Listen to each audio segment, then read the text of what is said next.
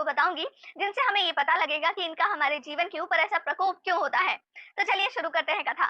तो शनिदेव का जन्म कोई ऐसे ही नहीं हो गया था, उनके जन्म को लेकर भी बेहद ही दिलचस्प कहानी है। एक समय की बात है, सूर्यदेव की शादी सूर्यनयु से होती है। सूर्यनयु विश्वकर्मा जो देवताओं के आर्किटेक्ट हैं, उनकी बेटी थी।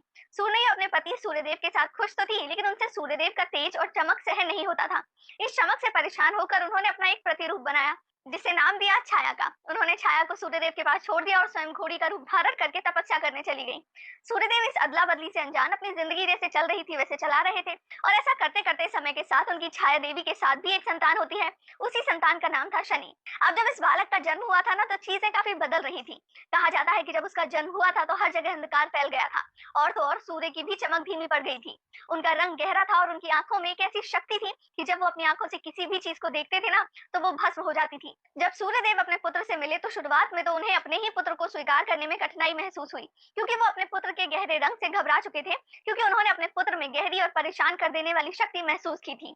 अब जब अपने ही पुत्र के प्रति छाया ने सूर्यदेव का ऐसा व्यवहार देखा, तो वो दुखी हो गई। उन्हें तो इस बात का डर लग रहा था कि कहीं सूर्यदेव अपने ही पुत्र को स्वीकार करने से मना न कर दे। लेकिन समय के साथ साथ सूर्यदेव ने शनि की नियति और ब्रह्मांडीय व्यवस्था में उनकी एक अहम भूमिका को पहचाना और उन्हें स्वीकार किया। शनिदेव बचपन से ही न्याय को लेकर बेहद ही सटीक थे, और वो एक न्याय के प्रतीक के रूप में बड़े हो रहे थे। उनकी इसी खूबी को देखते हुए सूर्यदेव ने उन्हें शनि ग्रह का देवता बनाया। यही पद मिलने के बाद उन्हें व्यक्तियों को उनके कर्मानुसार दंड या फिर इनाम देने की शक्ति हासिल हुई।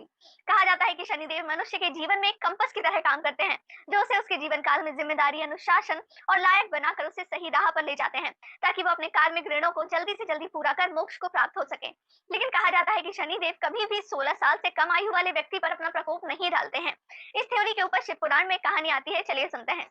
ऋषि पीपलाद ऋषि दधीचि और उनकी पत्नी सुवचला के यहाँ जन्म लेते हैं।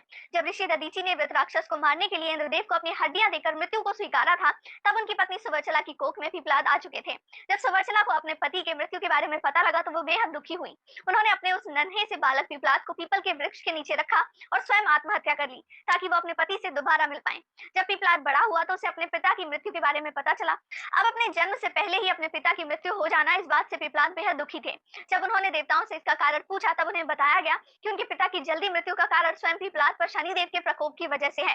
इस बात से पीपलाद काफी क्रोधित हुए कि वो तो केवल एक नन्हे बालक थे, तो भला शनिदेव ने अपना प्रकोप उन पर क्यों जताया। और इसी गुस्से में पीपलाद ने शनिदेव को ग्रह मंडल से गिरने का श्राप दे दिया।